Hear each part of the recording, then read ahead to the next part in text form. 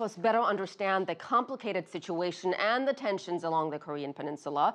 Joining me in the studio is Balbina Hwang, a visiting professor at Georgetown University. She specializes in Northeastern Asian security studies. Balbina, welcome. Thank you for having me. And let me begin with this interesting development in DPRK where Kim Jong-un was given a new title. He already has a number of titles. Why does he need another title? How significant is it, or is it more about symbolism than substance? Yes, well, it is about symbolism. Symbolism is very important. It's one in a process, of course, of legitimizing and continuing to establish his leadership. This title is very intriguing. Now, his predecessors, his father and grandfather, also had dozens of titles. This latest title is interesting because we've never seen it before. It's a brand new title. Chairman of the State Affairs Committee, which we have never seen. It seems to be a committee that's been newly formed. We don't know what the purpose of it is. But interestingly, his father, Kim Jong-il, was named the eternal chairman of the National Defense Committee. Therefore, Kim Jong-un had only until now been the first chairman of the National Defense Commission. Very odd title, very awkward, and this could mean that this is yet another step in Kim Jong-un consolidating power, taking it away from the military. Understood. And DPRK is also convening a session of its legislative assembly, which I think is where this actually happened. That's right. So talk to us about the significance of these types of legislative assemblies. They happen twice a year. Approximately. Sometimes once a year. It's not always regular. So this is not a particularly irregular or special session, but coming on the heels of the once in 35 years Korean Workers' Party Congress that we just saw in May, the very, very elaborate event. This is important because it is essentially now putting into place all of the policies that were announced at that previous meeting. So we'll see these now in the future, periodically. So how long does this type of assembly usually last? And does any major newsy things come out of it? Well, I think this is a newsy. The title. The title, yes. And again, it means that there has been a new committee created.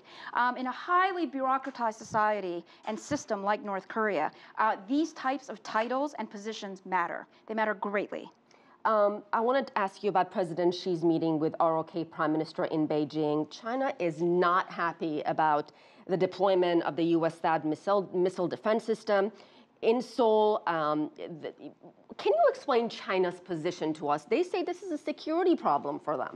Yes, China does say that. China and Russia, in effect, share quite a number of the same sort of complaints or criticisms, opposition to the U.S.-led But do they have a point here, Balbina? Well, I personally do not believe so, because to say that the THAAD system is in range of Chinese or Russian missiles, that's actually quite misleading. It is a missile defense system. It is absolutely not capable of any type of offensive capabilities, by definition. And by the way, very, very, very few, if any, types of military armaments can be considered purely defensive. Missile defense systems are one of them.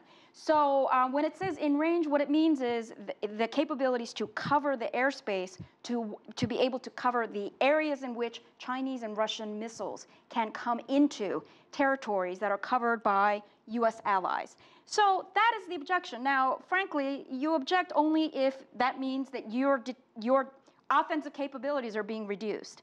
So yes, it's a rational argument, but frankly, it's a position that I don't agree with. And Balbina, I have to ask you very quickly. It seems international sanctions have really not been effective against Pyongyang.